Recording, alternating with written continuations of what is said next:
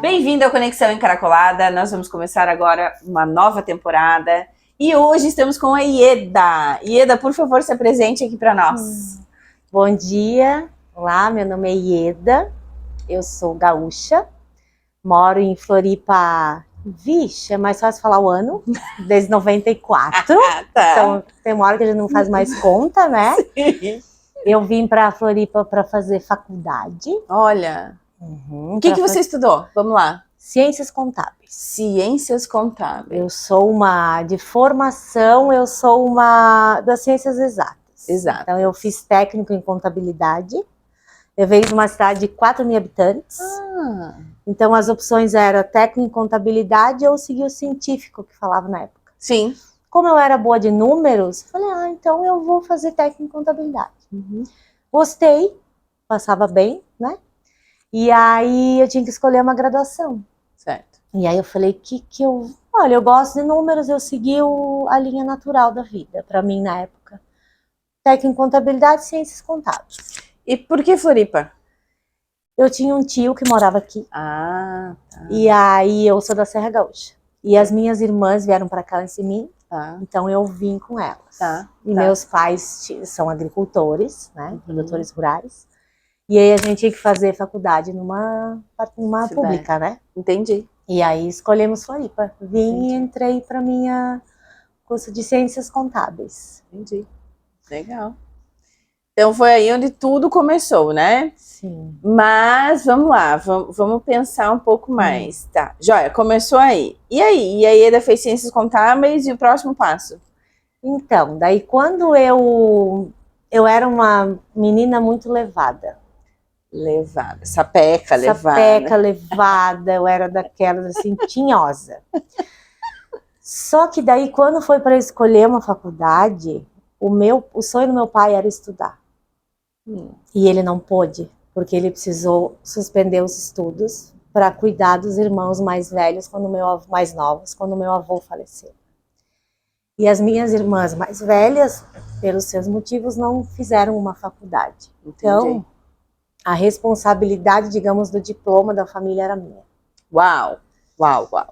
E aí, quando eu me vi, não diria responsabilidade, eu diria oportunidade. Não. Né? A oportunidade de fazer uma graduação, de ter um diploma era minha. E aí, quando eu me dei de cara com essa realidade, eu fechei as portas. Sim. Da diversão. Falei, eu vou estudar. Entendi. E aí eu vim para Floripa e eu virei uma rata de biblioteca. Então eu estudava de manhã, eu ficava na biblioteca à tarde, eu estudava à noite, final de semana. Então eu era uma estudante tempo integral. Entendi. Uau, então você deixou aquela Ieda para se transformar na Ieda estudante. Estudante.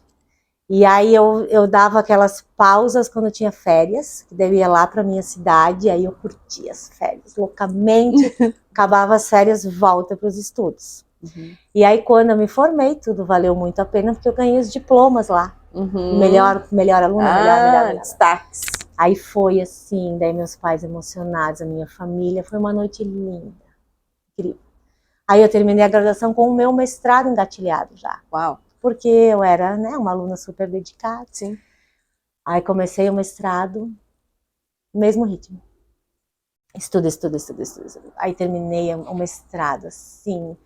Eu lembro que eu morei numa kitnet lá na UFSC, que a minha vida era aquele quadrado, sabe? E aí eu terminei, defendi minha dissertação, elogiadíssima, incrível, maravilhosa. Já estava com um emprego engatilhado. Aí tudo que eu colocava nos estudos, eu comecei a colocar no meu trabalho. Entendi. As pessoas iam embora às 7 horas da noite, não eu. Entendi. Eu só via as luzes desligando e eu ficando. Eu lembro disso muito bem, assim, era um corredor enorme, assim, eu escutava...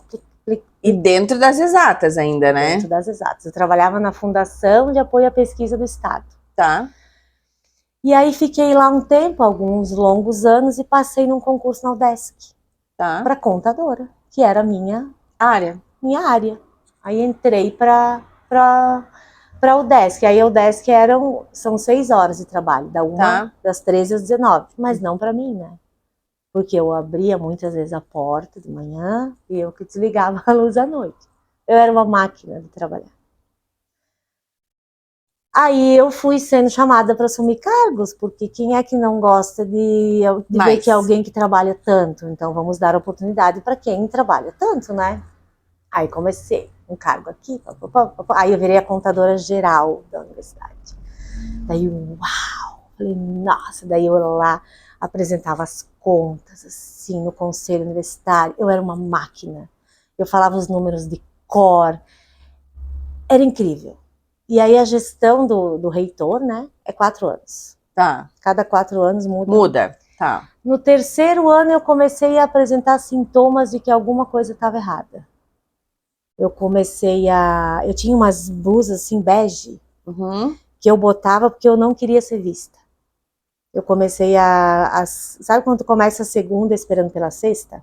Uau. Então eu comecei a falar, eu não queria que ninguém me visse hoje, eu não queria, se eu pudesse ficar em casa, eu não queria mais sair da cama. E eu botava aquelas blusas bege, eu botava um batom cor de boca, eu pintava a unha, que hoje eu nem consegui pintar a unha no final de semana, então deixa eu falar assim. Nem sempre dá. E aí eu comecei a semana esperando pela sexta, o ano pelas férias. Eu comecei a sentir que eu não via mais entusiasmo em fazer o que eu fazia. A máquina tava pifando. Gente. Eu comecei a perder o sentido pela vida. E eu sempre fui muito bem-humorada. Pela vida? Pela vida. Eu sempre fui muito bem-humorada. Então, para quem me conhecia, eu sempre fui uma palhaça. Então, meus amigos que me viam, que me conheciam, e eu sempre fui de rir muito de mim. Sempre. E eu comecei a perceber que eu perdi isso. Aí um dia uma colega de trabalho encontrou um amigo meu, num universo fora ali, num samba, eu acho que foi, não me lembro agora, e eles concluíram que me conheciam. Aí a minha amiga falou assim, nossa, eu conheço a Ieda. Ai, a Ieda é uma mulher muito séria, né? Ela chega aqui, ela é muito gentil, muito simpática, mas a gente nunca vê ela rindo, nunca vê. Aí o meu amigo falou, não, a Ieda é a pessoa mais engraçada que eu conheço. Ela é muito divertida. Todo lugar que ela tá, a gente morre de rir. Quando me falaram isso, eu falei, cara, tá tudo errado. Tem alguma coisa que não tá certo nessa história. Não é possível que o lugar onde eu fique 6, 8, 10 horas por dia, eu não seja quem eu sou. Tá tudo errado. Eu percebi que tinha algo que não... E aí eu fiz a única coisa lógica que uma contadora seria capaz de fazer, porque para mim, na época, terapia, meditação, yoga, respiração, era tudo uma grande bobagem. Se alguém me falasse sobre isso, ia dizer, isso é perda de tempo. Para Ieda, máquina contadora era fora da casinha, digamos assim, tudo isso. Nada que não tivesse um relatório, que não fosse objetivo e não tivesse um resultado, para mim era uma grande besteira. Gente, olha só. E aí eu cheguei para o meu pró-reitor na época e falei assim, eu tenho um comunicado a fazer. Quando mudar o reitor agora, daqui a um ano, eu não vou mais ter cargo nenhum. Eu falei, a única coisa que eu posso fazer, eu usei a lógica, né? Eu vou parar de fazer o que eu faço tanto. Uau! Então isso vai me fazer eu fazer o que eu não sei o que é. Eu não tinha ideia. Uau! Aí eu pensei, eu trabalho 10 horas por dia, 12 horas por dia, se eu trabalhar menos, vai me sobrar um tempo para eu reconquistar aquilo que nem eu sei o que é. Aí passou uns 9 meses, teve eleição, eu saí do cargo. Saiu. E aí, meu amor, a minha vida criou um buraco na minha vida. Porque daí até então eu sempre estudei muito, depois eu sempre trabalhei muito. Sim. E agora eu não era nada. Eu tinha perdido o meu valor, porque o meu valor estava no meu trabalho. E aí eu lembro que eu sentava no meu sofá na minha casa, eu dizia, e agora? O que eu vou fazer quando me perguntarem se eu estou feliz, quem eu sou? Eu não tenho ideia. E aí quando eu fui dar a notícia para o meu pró-reitor, ele disse, mas Ieda, mas por que tu não quer continuar? E eu não tinha me preparado para a resposta. E eu tinha que ter uma resposta que fosse lógica, Claro. porque eu não sabia o que dizer. Aí na hora eu falei, por que eu vou ter filho? Foi a minha resposta muito automática, porque daí eu pensei, se eu tiver filho vai resolver todos os meus problemas, porque eu vou estar ocupada, Uhum. eu tenho uma responsabilidade, então se alguém perguntar, tu tá feliz? Não importa, porque eu estou gerando, estou cuidando de alguém. Isso vai me manter ocupada, me pareceu a solução dos problemas. Entendi. E aí até ele me falou, mas dá para fazer isso concomitante com o Tá cargo? trabalhando. Eu falei, não, mas para mim não dá, eu sou assim, eu sou 100% no que eu faço. Então Entendi. eu tenho que parar de trabalhar tanto para... E aí quando eu deixei o cargo, eu senti que eu perdi, que daí como é que eu chego para minha família e digo, olha, eu não tenho mais importância onde eu trabalho, eu não sou nem chefe de ninguém. Sim. Eu não estou fazendo um pós-doc em Harvard, eu não comando ninguém, eu não sou nada. E aí eu lembro que eu não tomava água, Tá. para não ir no banheiro, Tá. para as pessoas não me encontrarem e me perguntar, e aí? Ah, não quererem... Sim, entendi. Porque aí eu não sabia dizer. Claro. E aí eu não sei. E aí eu tô perdida. E aí eu não sei o que fazer. Com 40 anos. Meu Deus. Isso é 7 anos atrás, 8 anos. Eu tô perdida, eu não sei o que fazer. Aí, isso foi em abril de 2016. Tá. A UDESC estava com um programa de coaching. Uhum. Se falava coaching, que eu sei que é um termo bem polêmico.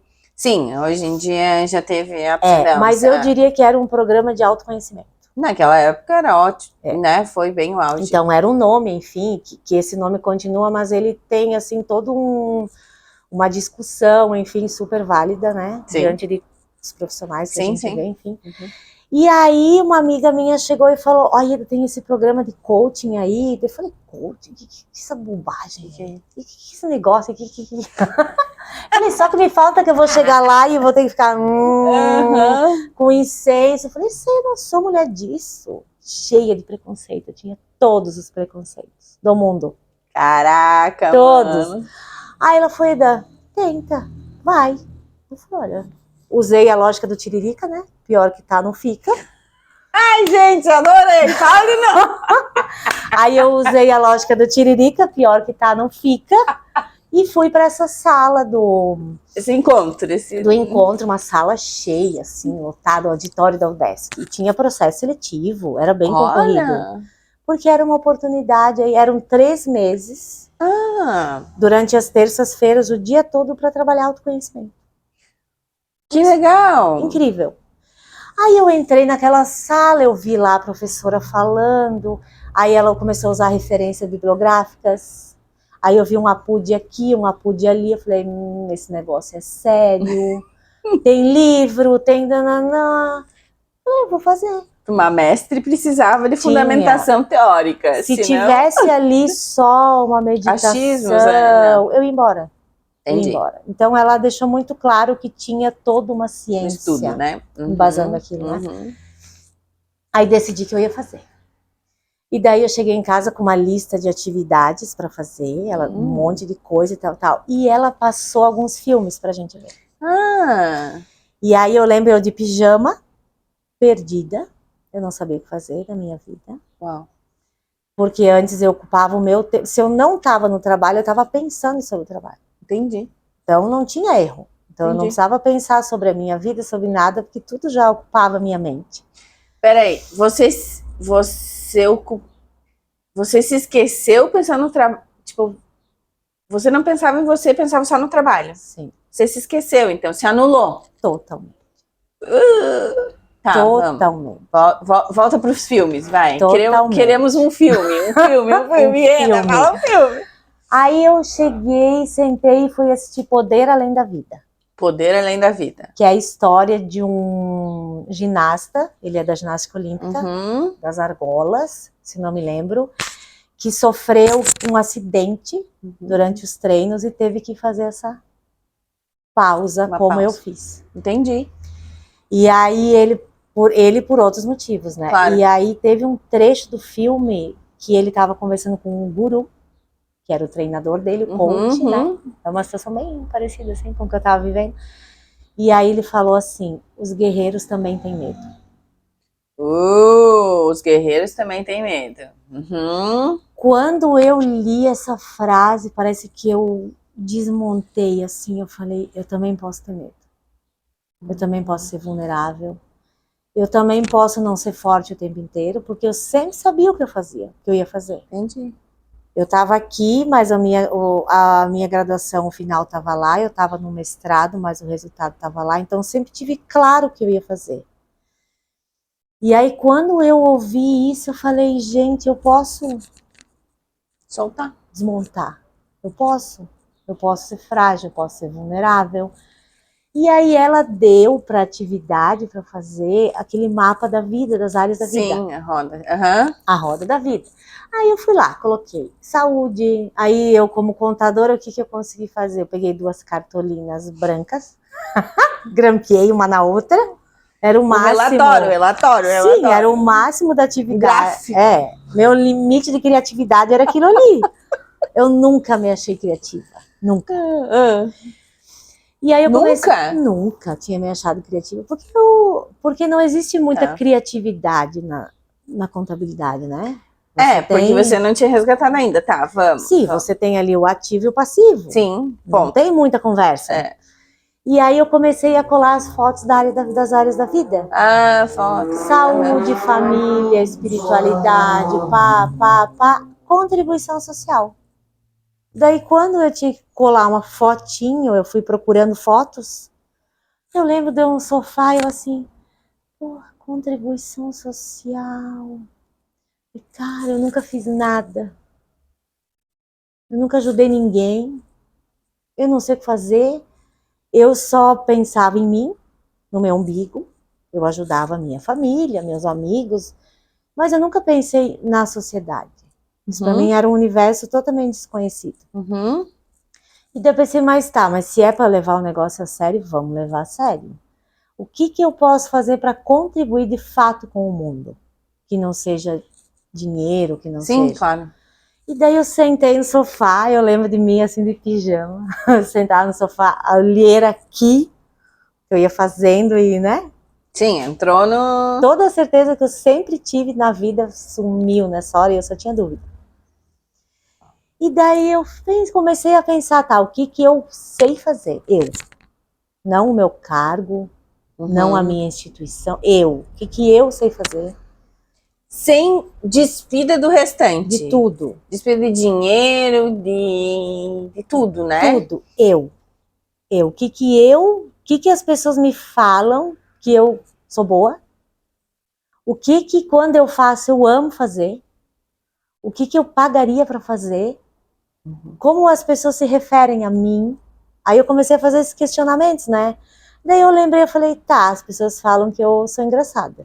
Peraí, só um pouquinho. Vamos parar aqui um pouco. Meu Deus, tem muita informação, né? E ainda estamos tendo uma aula. Gente, o que a gente já pensou que a gente é boa, nós mulheres, né? Sem o resto. Porque a gente tem que pensar nisso também. Porque às vezes colocam na gente, ou a gente se coloca uma responsabilidade e acaba escondendo o melhor que a gente tem, né? A nossa essência. Então vamos pensar mais na essência. Vamos continuar, Eda. Ai, tô adorando. Eu já sei a história, mas eu amo. Quero escutar 10 mil vezes. Vai. E aí eu falei, as pessoas me dizem que eu sou engraçada, então quando eu tô numa roda de amigos, todo mundo vai rir quando eu falo. Isso é natural, meu. Quando eu tô com a minha família, então a palavra que me designava é uma figura. É uma figura. Sempre. De quem eu conhecia, de quem eu me permitia conhecer, né? Me deixar conhecer. Claro. Mas ela é uma figura, né? Aí eu comecei, figura engraçada, faz rir. Ou quem faz rir é palhaço. Foi uma lógica muito fácil para chegar para mim. Quem faz rir é palhaço, mas como é que palhaço contribui com o mundo? Daí eu fui no Google. Palhaços, assim. E aí me veio um flash daquele filme Patty Adams, Amor é Contagioso. Falei, então se eu sei fazer rir, e realmente eu amava a lembrança de gostar de fazer rir. E aí eu comecei a me lembrar que quando eu era pequena, eu esperava a minha casa encher de gente. E eu ia no quarto da minha avó e eu vestia as roupas dela ou da minha mãe. E eu pegava uma bengala, uma bengala nem tinha, uma vassoura. E eu chegava na sala imitando a velha da praça. Meu Deus. E eu revivi essa sensação que eu não lembrava. Esses questionamentos eu me fiz com 40. Eu fazia isso quando eu era pequena. Era totalmente artista. Mas eu tinha esquecido totalmente. Uau. Porque a vida nos conduz para... E para mim, no que eu adquiri, levando a vida como eu levava, foi importante. Claro, claro. Porque eu precisava ter uma casa, ter um carro, eu precisava desse todo mundo... Sim, o básico, né? A gente só consegue entrar nesses questionamentos depois que a gente tem o nosso básico atendido, né? É muito fácil eu falar isso, mas porque eu não sentia fome, porque eu tinha uma casa. Então, eu me lembrei que quando eu era criança, eu comecei a lembrar da sensação que eu sentia me arrumando. Nossa! Eu comecei a lembrar da minha barriga assim, ai meu Deus, eles vão rir, eles vão achar engraçado, eles vão... E eu lembro de parar, assim, tudo, e eu entrando, e tremendo, assim, que a velha da praça tremia, que era a única referência que eu tinha. Sim, que era a Praça Nossa, numa né? cidade de 5 mil, Nossa, né? Numa cidade de 5 mil habitantes não tinha um curso de teatro. Então a minha referência que eu tinha era a Praça Nossa que meus pais assistiam. Sim. Eu não tinha um outro universo. Claro, mas... E daí eu falei, tá, então eu posso ser palhaço em hospital. E aí eu colei a fotinho do Doutores da Alegria. Tá, que já existia, né? Que já existia, botei e fui pro coaching, pro processo de autoconhecimento. E aí eu comecei, pela primeira vez na minha vida, eu virei as lentes de lá pra cá. Entendi. Foi a primeira vez que eu comecei a trabalhar as minhas sombras, as minhas forças, a minha luz. E ver que tinha, né? Que elas estavam ali, né? E aí também na sombra tu vai e mergulha, porque é difícil tu assumir que até então tu via o teu valor no trabalho. É difícil porque a gente valoriza muito o que a gente faz, não quem a gente é. Né? Então a valorização tá no que faz. Quando tu vai se apresentar, quem tu é? Eu sou gerente, eu sou não sei o que lá. Então porque é mais fácil, né? E é o que nos define na maior parte das vezes. Mas é mais fácil falar, porque é fora, né? Não sou eu aqui, né? Não é dentro. E aí eu no processo ali de autoconhecimento, 3 meses fui, mergulhei. Eu lembro que teve aulas assim que ela tratava mais a questão da sombra de eu com um torcicolo, que eu não virava o meu pescoço. Foi muito intenso para mim, porque eu abri uma caixinha que estava fechada há 40 anos, eu não era tipo aquela pessoa que fazia terapia. Sim. Tu abriu do nada, né? Do nada. Assim, então tu vinha assim numa questão lógica linear para de repente assim, abriu-se ali, e o que eu faço com isso? Avalanche. Aí eu voltei lá para minha cidade durante. Tá. E eu tenho uma tinha, ela já tá no céu, tia Sueli. E daí ali a gente conversando e ninguém sabia disso que eu tava fazendo. E a gente ali conversando, do nada ela me olhou e falou assim, sabia que tu devia ser palhaça? Uou! Daí eu tava de pé e ela tava sentada bem na minha frente. Ela falou olhando pra mim assim. Eu falei, o que, tia? Aí eu sentei. Eu falei, como assim? Ela viu. Ela já tinha visto. Que eu tinha aberto. E daí ela falou, quando tu era pequena, as tuas irmãs vinham pra casa e falavam da paquera, da aula. Tu imitava a professora, tu imitava o teu colega. Tu sempre imitava todo mundo que tu via. Tu nasceu pra ser palhaça, menina. Como é que tu não foi palhaça até hoje? Meu Deus. Aí eu voltei pra Floripa. E aí a professora falou assim, tá, então agora, já que tem essas imagens aqui, eu quero que vocês façam uma ação para ir ao encontro disso que vocês colocaram aqui. E eu já tinha decidido então que eu ia ser palhaço. Tava decidido. Aí eu fui lá no Google e botei Doutores da Alegria. Era o universo que eu conhecia, tá? Eu não sabia nada. Doutores da Alegria achando que tinha ali, perto da minha casa. Daí eu descobri que só era em São Paulo, Rio e Recife, se não me engano. Mas eles tinham grupos que eles indicavam, digamos assim. Alguns tinham que ser ator, óbvio. que eu não atendia as Sim. qualificações, e tinha um grupo que chama Doses de Alegria, que não precisava ter diploma, certificado de atriz, e que precisava de disponibilidade, enfim, tal. Aí eu escrevi lá, olha, meu nome é Ieda, eu gostaria, tal. Daí eles assim, tem um processo seletivo que a gente faz todo ano, Tá. que vai acontecer começo do ano que vem. Aí fiquei naquela espera, terminei o processo de autoconhecimento, do coaching. ali, e aí de repente chega o e-mail com o formulário para preencher. Só que daí o formulário era assim, as perguntas. Toca algum instrumento? Não. Experiência em teatro? Não. Canta? Não. Mágica? Não. Contação de história? Não. Eu gabaritei o não. Tecnicamente, eu não tinha nenhum preparo para fazer o que eu queria fazer. Mas você é, né? É. É porque às vezes as pessoas se preparam para ser algo, mas às vezes ela já nasce aquilo. E tu é nata. E vou te dizer que todo mundo já nasce. Já nasce. Eu só redescobri. Redescobri. Eu só reencontrei. Reencontrou. Eu não criei nada novo. Olha só. Mas fala da palhaça, ai, fala de uma delas, porque eu sei que tem duas. Aí tá, daí eu respondi não. Não. Mas aí a segunda parte do formulário era a motivação. Por que que eu queria fazer aquilo? Aí eu já tinha descoberto. Aí, pronto. Aí passei no processo seletivo. Que legal. Eu moro do lado do hospital infantil. E esse grupo atuava no hospital infantil como voluntariado. Entendi. Né? Porque eu não imaginava saindo do meu emprego para fazer isso. Era uma contribuição social, né? Aí no primeiro dia que ia ter encontro com esse grupo, eu moro do lado do hospital, daí eu pensei, eu vou antes, porque o meu currículo já é ruim. Então eu vou passar lá de manhã, o encontro era tarde, para ver onde é que é, me localizar, porque daí no mínimo que eu posso fazer é ser pontual. E como era um mundo muito novo para mim, olha que louco, eu nunca tinha pensado nisso, eu precisei ver como era antes. Eu não ia lógica, né? A lógica batendo ali. Eu não ia dar conta de ir, totalmente ir sem. Entendi. Aí eu lembro que quando eu comecei a entrar na rua do hospital infantil, que tem arrepio que dá na gente, né? Sim. Não As foi borboletas. mas não foi um arrepio. O meu corpo ficou, eu senti um torpor, assim, corpo inteiro. Uau. É como se eu vivesse solta e aí de repente eu conectasse assim com uma grande energia, uma grande luz, uma grande emoção. Olha só. E aí eu lembro que eu comecei a chorar, eu parei o carro, eu pensei, por que eu não fiz isso antes?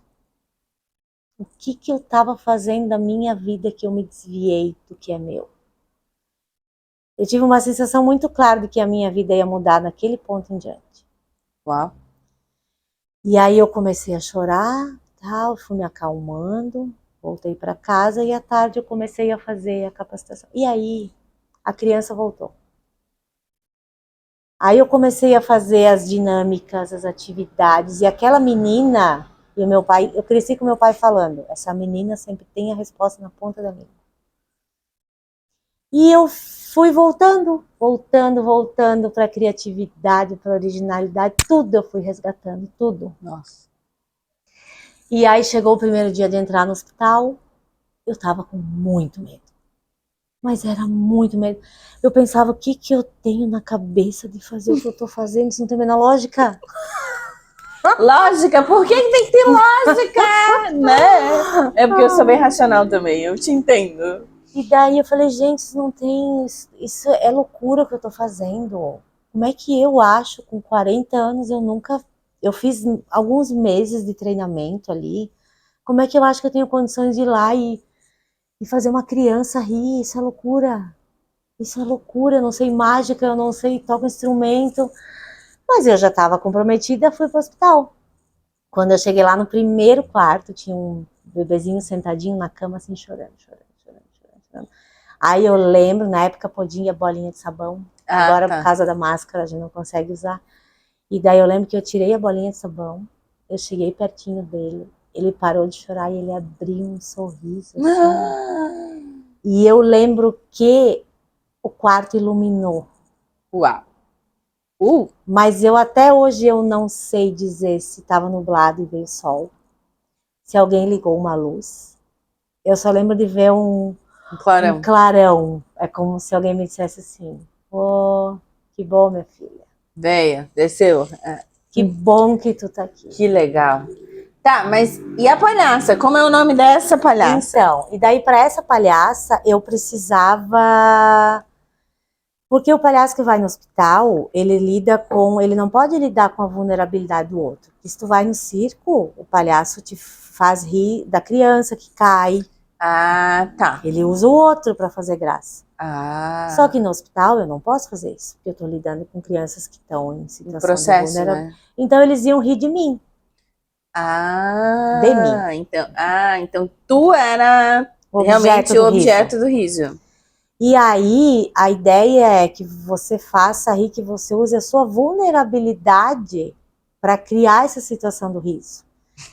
Então, aí, por exemplo, eu cresci na colônia. Tá. O meu pé, ele é áspero. Tá. Então, assim, se eu não faço um tratamento diário, frequente, é pé de colono. Quando eu falo com alguém que fala ere, caroça, cachorro, 3 minutos depois que fala assim, eu tô falando assim igual. E quando eu vim morar aqui, as pessoas riam do meu jeito de falar. Uhum. E daí eu falei, cara, é alguma coisa da colônia. Eu vou criar um personagem que é da colônia. Porque daí esse é o meu universo. Ela é assim. Sim. Eu acho que eu nunca vi ela falando. Sim, é caroça, cachorro, é natural. Ela fala Fala. assim. Como é o nome? Então, daí eu sabia que era alguma coisa da colônia e faltava o primeiro nome. Tá, faltava o nome. Aí eu tava lá com a minha família.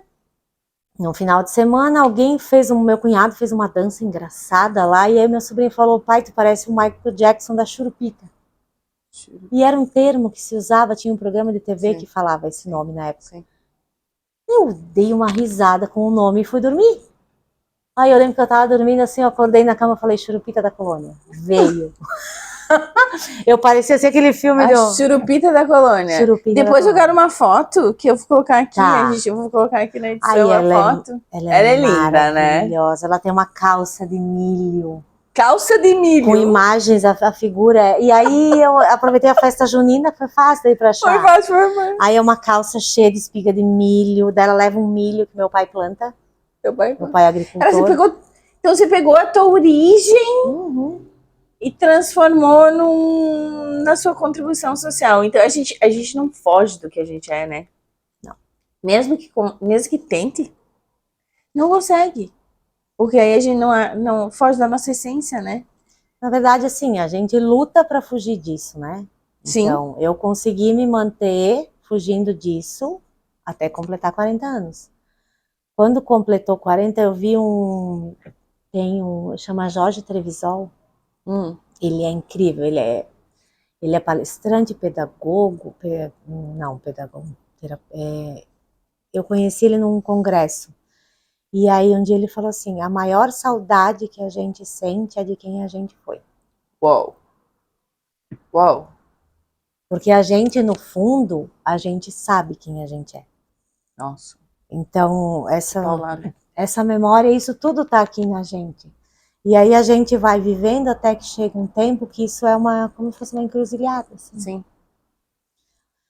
E aí, quando eu criei a Churupita da Colônia, as coisas foram vindo muito naturalmente. Aí eu encontrei uma maguinha. É muito legal isso, esse momento é um resgate, né? Eu acho que cada um tem o seu momento, não é, né? Mas eu acho que a nossa faixa etária é bem... flui alguma coisa, deve ser astrológica, sei lá, deve fluir alguma coisa, mas... Vai, encontrou o seu momento, continua, vai. Aí eu comecei a perceber que tudo que antes era esforço, depois acabou se transformando em sincronicidade. Uou! Porque antes, para eu conseguir as coisas, era na base do esforço. Então eu me esforçava para fazer. E aí eu comecei a entender de lá para cá que eu estando disponível, sendo quem eu sou, o universo vai me munindo o tempo inteiro. O tempo inteiro. Uau! E aí o meu pai tem um milho que eu levo, daí eu tô num lugar, eu ganho uma vaca, que eu levo uma vaca. É como se eu caminhasse e as coisas fossem chegando, chegando, chegando. Mas é que antes também eu esperava que o universo me desse, né? Olha a diferença. E eu fazia, eu falava, tá, mas tu não vai me reconhecer pelo que eu faço? Cara, tá aí a diferença. Que engraçado, né? Uhum. Então é mais fácil pela essência do que batendo a cabeça no muro. A gente acha que bater a cabeça no muro é mais fácil. E aí teve um dia muito simbólico que eu trabalhava muito na UDESC. E chegou uma hora que eu comecei a trabalhar 6 horas por dia. Ponto. Ponto. Então eu ia lá terça-feira de manhã, é o dia que eu vou para o hospital. Nesse dia, pode cair o mundo na UDESC. Eu respeito a instituição que eu trabalho, sou comprometida, mas eu tenho a minha manhã lá no hospital. Quando eu trabalhava 12 horas, eu não inspirava ninguém. Aí quando eu comecei a fazer o trabalho de palhaça, me chamaram para dar entrevista no jornal da UDESC. Uou! Gente, E olha. daí eu falei, mas como assim? E era a contadora geral. Aí eu já tinha saído. Não, mas já tinha sido. Sim, eu Já era, tinha sido e nunca tinha ido no jornal. de certa forma, eu era importante. Claro. E quando eu achei que eu tinha perdido a minha importância, eu encontrei o meu valor. Por ser quem eu sou. Uau. Uau, uau, uau. Peraí. Uau. Tu se tocou nessa frase já? Não. Caramba. Então, nossa, então, repete. Não consigo. Da importância, você encontrou, você achava que era importante, mas da importância. Tá, a gente vai ver aqui depois. A gente se encontrou o seu valor. Então, ou seja, a gente acha que tem que ser importante, mas é mais importante o nosso valor do que propriamente esse reconhecimento. Porque ele vem automaticamente, Como né? quem eu sou. E aí, quando eles entraram em contato comigo, eu pensei, pô, mas eu fiz tanto esforço para receber esse reconhecimento. E agora que eu não estou esperando por esse reconhecimento, eu só estou vivendo, esse reconhecimento vem. É Uau. incrível, né? Incrível. Incrível. E aí, esses tempos eu vi um vídeo, mandaram para mim um vídeo no YouTube que ele fala sobre o seu lugar no mundo. Uhum. Que na verdade o que inspira a gente não é não é pelo que a pessoa faz, mas porque tu vê que ela tá ocupando o seu lugar no mundo. Então, mesmo que tu não goste de um ritmo musical, quando tu vê que a pessoa tá ali, digamos assim, sei lá, tu não gosta de axé, mas tu vê lá a Ivete Sangalo cantando, é tão nítido que ela tá fazendo o que é dela, que ela tá desenvolvendo dela, que é isso que inspira. Uau. Só que tu só consegue ver, então assim, para mim antes tinha importância quem tinha um cargo.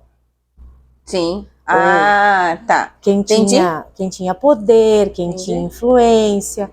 Só que eu comecei a viver momentos no hospital que daí a tua noção do que é importante, ela dá uma guinada 360. Uau. Você viu outra realidade, né?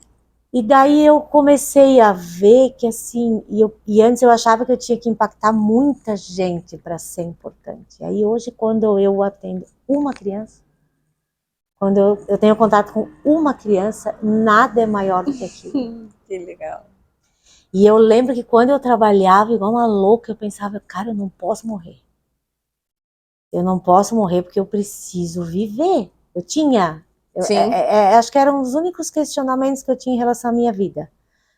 Eu não posso morrer. Tanto que eu falava, que se tiver que morrer, que seja depois das férias. Que seja na segunda, não na sexta. Entendi. Eu tinha isso muito claro. Então, deixa eu me aposentar, que daí eu vou começar a viver. Ah, então você queria, entendi, se aposentar para daí começar a viver. É, pensamento. E aí, agora tem dias que eu vou no hospital e eu vivo cada situação que eu volto, eu penso, a minha vida podia terminar hoje. Tu vive hoje, então, o presente. Só que, por outro lado, é tão bom que eu vivo que eu tenho muita vontade de viver muito tempo. Porque eu quero repetir mais aquilo que eu vivo. Sim, mudou. E aí a vida é muito cíclica, né? Sim. Porque aí surgiu a churupita da colônia, que é uma delícia, ela é uma delícia, ela é uma delícia. Daí ela traz esse universo da colônia, da ingenuidade, Legal. da originalidade, da inocência. Ela é isso, então ela interage com as crianças.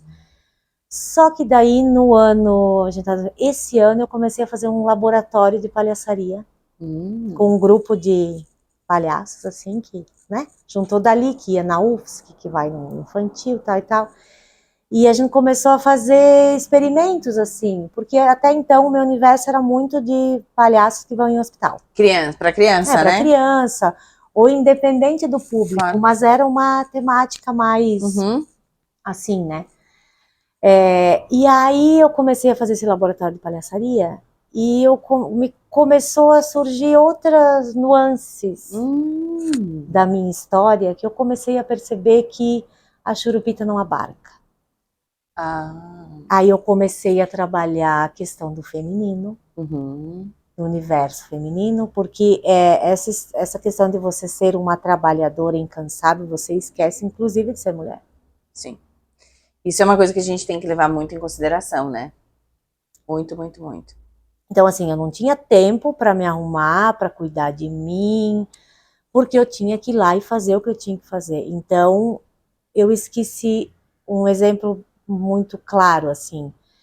Quando eu comecei a sentir muitas cólicas menstruais numa época da minha vida. E aí a minha indicação foi tomar anticoncepcional ininterrupto. Aquilo para mim foi a salvação. Claro. Porque o ciclo menstrual era uma coisa que me atrapalhava. Sim. Porque daí a tendência é, dependendo da época do ciclo, tu se recolher, tu prestar atenção em ti, no teu corpo. E eu não queria fazer isso. Eu queria estar mostrando... Máquina. E aí, há muito pouco tempo, depois que surgiu a palhaça, eu comecei a trabalhar esse universo feminino. Olha só. Que para mim era outra caixa escondida. Foi 2019 que eu fiz o meu primeiro processo, que dentro desse programa de autodesenvolvimento da universidade, tinha o TJ, que era o programa de coach, que chamava, Tamo Junto, Gaia. Que é a mulher? Que é da Janaína. Da Jana. Que me indicou, Janaína. que agora depois eu conto a minha história dos meus cabelos. Que começou a fazer esse processo. Aí eu comecei a outro olhar, que era para a questão do feminino. Porque muitas vezes a gente vai se anulando sobre esse aspecto também. Sim. E a gente entra numa linha de raciocínio de que não, mas se eu sou mulher e eu sou sensível, eu vou ser menos. Ser mais fraca. Ser mais fraca, eu não vou ter discernimento, eu não vou ser competente, eu vou perder essa capacidade que os homens têm de se alinhar. E a nossa força está no ciclo. Sim. E aí eu comecei esse trabalho no universo feminino, eu comecei a fazer dança do ventre, aí comecei a fazer rodas de cura e fui para outros caminhos.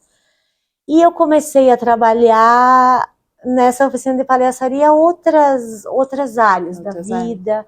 Aí um dia Ieda, faz ali um número cria aí um número. Aí eu criei um número de uma pessoa uma sátira em relação ao trabalho excessivo, né? Excessivo e tal, que eu chegava no trabalho e me mandavam fazer coisa, e eu fui pirando, e eu fui mandando todo mundo para aquele lugar, e as pessoas davam muita risada daquilo. E falaram, Ieda. E aí eu comecei a me ligar, falei, opa, eu não sou só ingênua, eu não sou só inocente. Sim! Eu também tenho raiva. Eu também sou sensual. Eu também consigo trabalhar com esses outros universos. A churupita não abarca todo o meu universo. Sim. Ela é importante para o universo. Aquele, né? Aquele, mas hoje eu vejo que tem mais do que isso. E aí um dia eu estava num processo de coaching, só que daí era aqueles coaching de massa, assim, no Centro-Sul. Tá, mais gente, né? Mais gente, assim, gente. Cheio. E aí aquele coaching porradão mesmo. Aquele, você é o melhor para sua vida, sei lá. Aí chegou uma conhecida, uma amiga da minha amiga, olhou para mim e falou assim, eu posso te falar uma coisa? Ela nunca tinha me visto na vida, só pela internet. Eu posso te falar uma coisa? eu nunca vi uma Afrodite tão escondida numa mulher como eu vejo em ti. Nossa. Vai mexer o quadril. Mas aquilo veio uma ordem tão certa para mim, que eu entrei lá no lugar, no auditório, eu olhei para minha amiga e falei, eu vou fazer dança do ventre. E daí ela fazia dança do ventre, ela falou, eu falei, Janaína, minha amiga, e comecei a fazer dança do ventre. E aí quando eu comecei a ver essas nuances da palhaça que a Churupita não abarca, eu comecei a ver, daí ela é assim, ela é toda louca, daí ela, tipo, ela é toda descabelada, daí ela tem raiva, daí ela é tranquila, né? Sim, vai e volta. Vai e volta, daí ela começa a fazer meditação, ela não consegue sentar, ela fica pé da vida, daí ela pega um cigarro, daí ela pega uma bebida, ela é esse universo. Mas eu sou uma mulher, eu sou atrapalhada nas coisas, então eu esqueço de coisas, eu sou um pouco atordoada. E daí eu comecei a pensar no nome dela, né? Eu falei, não, eu sou um pouco atordoada. Que é diferente de ser irresponsável. Sim, é um pouco mais atrapalhada. Eu já prometi dar carona para uma pessoa que eu esqueci a pessoa. Então, assim, esse tipo de coisa, eu deixo cair coisa, eu começo a fazer uma coisa, quando eu vejo eu tô fazendo outra, eu parei aquilo no meio. Esse tipo de atordoamento, assim. E daí eu comecei a pensar num figurino, comecei daí, tá atordoada. E como aconteceu com a Churupita, faltava o primeiro nome. Ah, então tu é do sobrenome. Isso, começa com o sobrenome, famílias tradicionais, começa com o sobrenome. E daí eu assim, atordoada, daí eu fui caminhar na beira-mar, que para mim é uma oficina de criatividade, eu caminhar na natureza. Sim, movimento, brota, né? Vem. Atordoada, eu, Afrodite. Afrodite atordoada. Aí eu quero foto dessa também, você então, vestida, a gente quer. E aí essa tá muito em construção, é muito recente. É muito recente. Tá. Aí eu já ouvi falar dos ciclos de 7 anos, né? Sim, eu não conheço profundamente, mas eu sei. Aí fechou 7 anos da Churupita. Ah, olha. E aí, assim, é tão interessante a gente ver o quanto o nosso corpo, as nossas emoções, elas vão mostrando o caminho que a gente tem que seguir. Porque quando eu descobri a Churupita, eu nunca imaginei que eu fosse ter outro universo que não fosse aquele. Olha só. Mas se eu não tivesse me aberto para essa questão do feminino, do nosso sagrado feminino, do fato da gente ser mulher, e de quanto poder a gente ganha quando a gente se reconhece como mulher, eu acho assim, uma lástima eu trabalhar com uma mulher e se eu precisar de um absorvente, eu ter que cochichar na orelha dela. Sim, pedir baixinho. Como se isso fosse o fim do mundo. Sim. E aí eu vejo que a importância da gente estar em posições de poder também é importante. É para a gente não necessariamente ir para o embate, mas para eu poder chegar e não precisar cochichar para falar. Ter vergonha, né? Tu tens um absorvente para me emprestar? Que isso seja uma coisa natural. Natural, claro, porque é natural, né? Muito tabu, né? Foi colocado muito tabu. Oi, Ieda, vamos finalizar. Eu acho que é muito legal a gente falar com toda essa história toda, né? Tu tinha um outro visual, né? Tem essa. Mas aí depois, é porque falar é uma coisa, agora mostrar é outra, né? Vou colocar a foto aqui, do teu antes e depois. Tu tem aí? Tenho. Então, daí a meu universo era da contabilidade, então eu sempre tive o cabelo assim, volumoso, né? E o que eu lembro meio ondulado, assim, né? Assim. Só que daí eu entrei para esse universo da contabilidade e eu comecei a chapar meu cabelo. Alisar, né? Alisar. Então, nossa, eu vivi, não sei, no mínimo 20 anos. Uau! Mais ou menos uns 15, porque antes ele vivia preso uma boa parte do tempo. Sempre foi longo, mas nunca cuidava, porque não tinha tempo, né? Então o cabelo era E aí eu comecei a sentir necessidade de, quando eu entrei para o universo profissional, de parecer que o meu cabelo, que eu dava atenção para o meu cabelo. Entendi. Que eu cuidava dele. E aí a progressiva resolvia todos os meus problemas. Entendi. Porque aí ele parecia arrumado, só que na verdade eu não arrumava. Sim. Era uma chapinha, que ia lá a cada 6 meses. Então eu tinha ele liso e um franjão aqui. Porque eu queria ser vista, mas não tanto, né? Entendi. E aí é tão interessante Na porque verdade, se escondia, eu me né? escondia. Se escondia porque você não tá. E é tão interessante porque a Churupita, a minha palhaça, a Afrodite é descabelada, totalmente descabelada. Mas a Churupita, ela tem 2 chuquinhas, então o meu rosto fica bem visível. É E eu isso. me achava linda Olha de só. palhaça.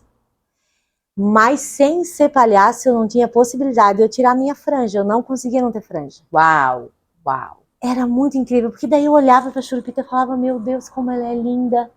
Só que daí eu chegava no meu cabelo Se e eu escondia. puxava a franja, eu não conseguia.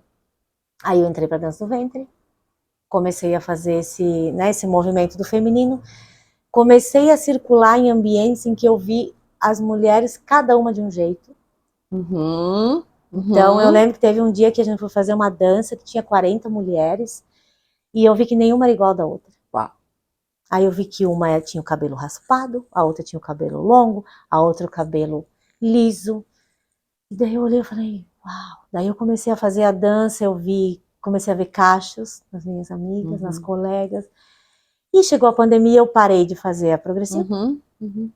Então eu fiquei 2 anos sem fazer nada no cabelo. Dezembro do ano passado, eu não sabia o que fazer com ele e eu só cortei no ombro. Uhum. Ele tava bem comprido. E eu tenho cabelo assim, meu cabelo é maravilhoso. Aí quando eu cortei no ombro, ele deu uma Leva ondulado. leve ondulada. E daí eu falei, olha que interessante, né? Isso foi em dezembro. Essa minha amiga que me levou para esses movimentos, Uhum. ela fez a transição capilar. Uhum. Ela era uma lisa Uhum. e ela tem cachos lindos. Uhum. E aí eu disse pra ela, aí foi dezembro e o ano foi passando, e o cabelo crescendo, crescendo, crescendo, crescendo. Quando ele chegou assim, no limite eu falei, Jana, eu vou assumir o meu cabelo que eu não sei como é. Então, assim como eu não sabia quem eu era mais, eu não sabia como era o meu cabelo. Nossa. E daí as pessoas perguntavam, mas o teu cabelo é como? Eu falei, eu não sei. Eu não sei porque eu aliso ele há mais de 15 anos. E aí eu fiz a minha transição capilar. Então, foi o último ponto, né? Último ponto. Gente, é muita coisa, meu Deus. Foram anos aí de descoberta de si, até chegar no cabelo. Nossa, que lindo, né, Eda? E é um movimento muito interno. Muito interno.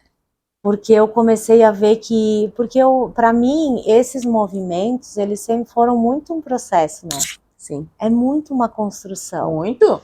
Então, assim, eu não optei agora por ter o meu cabelo natural, porque eu firmei o pé, que eu acho que as mulheres... Foi natural para mim. Sim. Eu queria ser como eu sou muito eu, hoje em dia, sim, já não fazia mais sentido o cabelo não ser o meu. Entendi. E é muito interessante, eu tenho pensado esses dias que, na verdade, é um engano, a gente se engana quando a gente chapa o cabelo, porque daí parece que eu cuido dele, mas na verdade eu não cuido. Então eu não tinha uma rotina de autocuidado com o meu cabelo. Entendi. Hoje de manhã, quando eu acordei, eu lavei, shampoo, condicionador, peguei o finalizador de cachos. 5 minutos do meu dia que eu tiro pra mim. Autocuidado. Autocuidado. Autocuidado. E isso pra mim era um universo que antes eu não conseguia. Que legal. E Eda, vamos finalizar. Eu acho que a gente tem que finalizar assim, ó. Como a gente é conexão encaracolada, a gente fala com mulheres, histórias de mulheres, eu gostaria que você passasse tipo uma mensagem assim, tipo, uma mulher tá perdida, né? Tá lá a máquina, estressada, trabalhando horrores. Tu diria assim para ela começar, uma primeira coisa assim para começar, porque às vezes tu teve esse, putz, tô trabalhando muito, vou largar, né? Mas assim, para quem tá escutando a gente e falar, meu, eu tô trabalhando horrores, eu sou uma máquina, mas eu gostaria de encontrar minha essência, o que que você diria assim, tipo, a primeira coisa que ela deveria olhar ou procurar, o que que tu acha? Qual que seria a tua opinião? Eu acredito que parar para se ouvir é a chave. Uau! Porque a única coisa que eu fiz, eu não criei nada novo. Eu só redescobri algo que sempre teve na minha essência. Eu já ouvi falar assim, que a nossa alma sabe o que a gente é. Então, quando a gente para ouvir o que ela quer dizer, a gente não vai encontrar dificuldade. Então, eu não acredito que a chave seja largar tudo, ir para longe, largar trabalho, largar família, largar... A chave é olhar para dentro, parar e se ouvir. Legal. Foi o que eu precisei fazer. E aí, quando tu começa a se ouvir, as oportunidades vão chegando. E os momentos que tu vive, quando tu faz o que é teu, eles te alimentam de uma forma que a tua vida fica muito mais leve. E aí tu começa a dar menos valor, porque muitas vezes tu trabalha muito para ter muita coisa, e aí o raciocínio é, eu trabalho muito, eu mereço ter muito. Entendi. Então, como eu trabalho, eu mereço, eu compro, eu mereço, eu conquisto, eu mereço. Quando eu faço o que eu gosto, eu tenho um apartamento, eu tenho um carro, eu não preciso mais do que aquilo. Entendi. E aí, quando eu tenho uma possibilidade de ganhar tanto a mais, eu penso, tá, o que aquilo vai me trazer de felicidade? Uhum. Se aquilo não me trouxer felicidade, eu não vou fazer. Entendi. Porque daí a gente ganha outra métrica em relação à vida. Tá. Então, e eu acredito piamente de que todo mundo nasceu com algo que é especial. Legal. A gente é um quebra-cabeça, né? É. E aí a minha pecinha, eu sinto que ela encaixou. É. E aí, muito recentemente, a gente tem um dia do servidor público na universidade, no estado, né? Uhum. E eu fui convidada para me apresentar no Teatro Pedro Ivo. Para fazer uma atividade lúdica, eu, Ieda. E aí eu pensei, olha como a vida é mágica, né? Às vezes tu vai, tu faz para ir em busca. Quando tu tá vivendo quem tu é, as coisas chegam. Chega. Que lindo. Então é importante a gente, essa pausa, porque também a gente pausa. Sim. Só que a gente pausa maratonando Netflix. Ai, não falei propaganda. Não deu. Maratonando uma série. A gente pausa fazendo coisas, a gente não pausa para silenciar. Pra gente, né? Ai, que legal. Nossa, Ieda, muito obrigada, gente. Ai, foi muito legal. Gente, então, estamos encerrando. Muito obrigada. Espero que vocês tenham gostado. E se inscrevam aqui no canal. Obrigada, Ieda. Obrigada, querida. Foi maravilhoso. Bom, tchau, tchau.